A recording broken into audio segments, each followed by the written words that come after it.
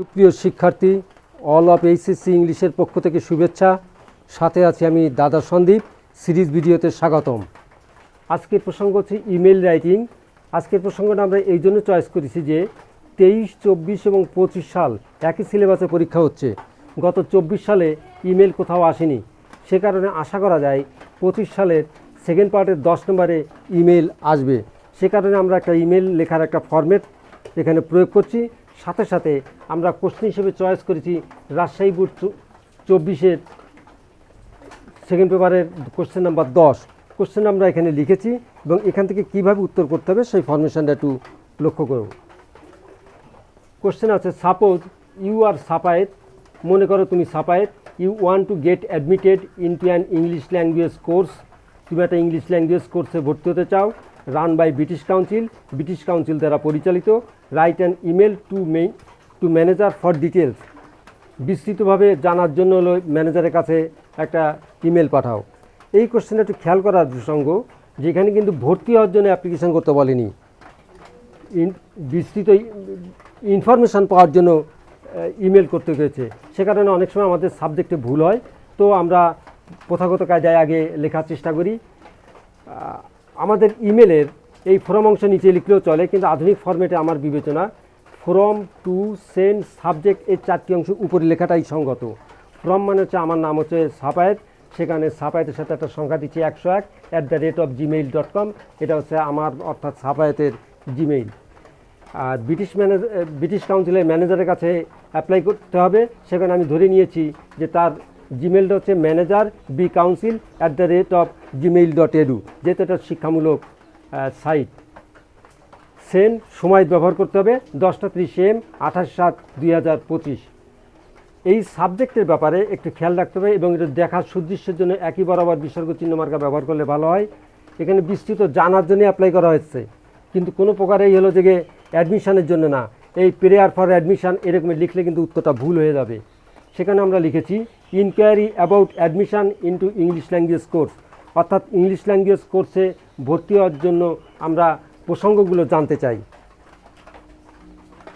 এক্ষেত্রে আরেকটি প্রসঙ্গ আমার ভাবনার এবং আলোচনার প্রসঙ্গ, যে আমরা যখন কলেজের প্রিন্সিপালের কাছে অ্যাপ্লিকেশন করি তখন স্যাররা মনে হয় একটু তেল পাওয়ার জন্যে খুব ব্যস্ত থাকেন। With due respect, humble submission, most obediently এরকমের কিছু শব্দ চয়েস করার প্রয়োজন পড়ে। কিন্তু এই জাতের ফর্মাল ইমেলে আমার বিবেচনা যে এই রকমেরভাবে বিনয়, সোয়াই পড়া বা তেল মারা লেখাটা প্রথমে অংশে হওয়া উচিত না। সেখানে আমি একটা স্ট্যান্ডার্ড ফর্ম এখানে ব্যবহার করার চেষ্টা করেছি। আশাও রাখি আমি যতটুকু বুঝি এতে প্রায় ফুল মার্ক, অর্থাৎ 10-এর মধ্যে প্রায় 10, 8 মিস করবে না, এরকম একটা মার্ক পাওয়া সম্ভব। তো লক্ষ্য করুন প্রিয় শিক্ষার্থীরা, প্রথম বাক্য লিখেছি I hope this message finds you well. এই আমার এই বার্তাটা আপনাকে সুখবর দেবে।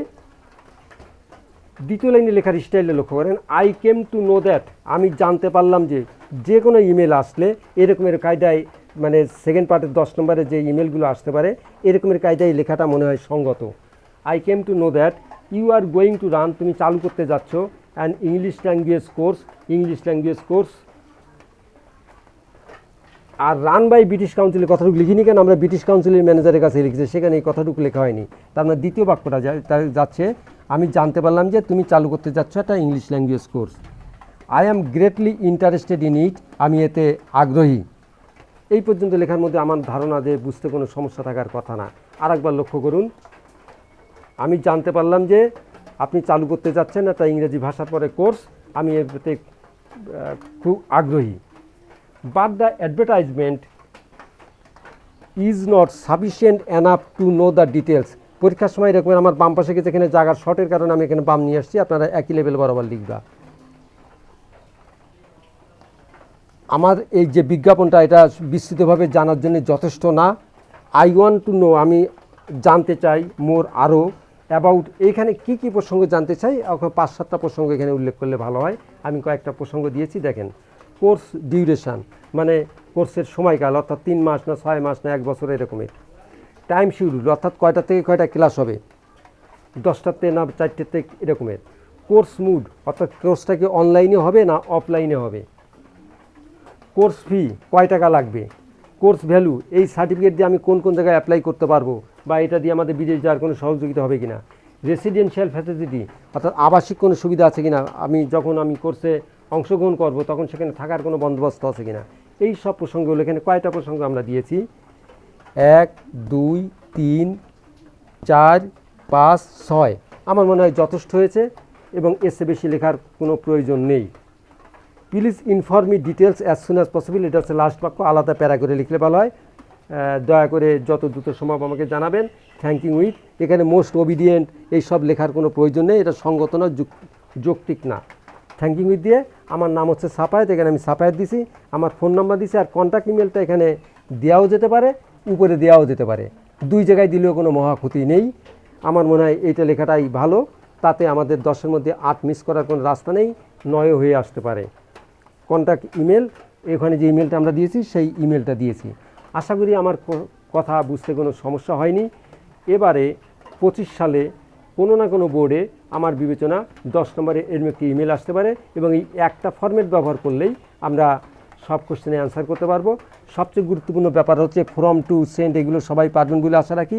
সাবজেক্টটার ব্যাপারে এই রকমের সাবজেক্টটা ব্যবহার করা মনে হয় যে কোশ্চেন আসতে পারে সেই কোশ্চেনের সাবজেক্টে এমনই হওয়া উচিত বোধ করি।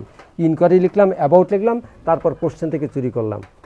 এই যে গেট অ্যাডমিটেড, এই জন্য আমরা লিখেছি কি গেটিং অ্যাডমিশন। আর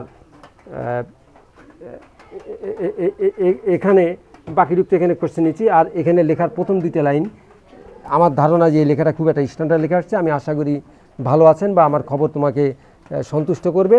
আমি জানতে পারলাম যে তুমি একটা ইংলিশ ল্যাঙ্গুয়েজ ভাষার পরে কোর্স চালু করতে যাচ্ছ, কিন্তু বিজ্ঞাপনটা সব কিছু জানার জন্য ডিটেলস জানা যায় না। আমি আরও জানতে চাই কোর্সের সময়কাল, কোন সময় ক্লাস হবে, কোর্স মুড অনলাইন না অফলাইনে হবে, কোর্স ফি, কোর্স ভ্যালু এবং আবাসিক সুবিধা পাবো কিনা, যত দ্রুত সময় আমাকে জানান।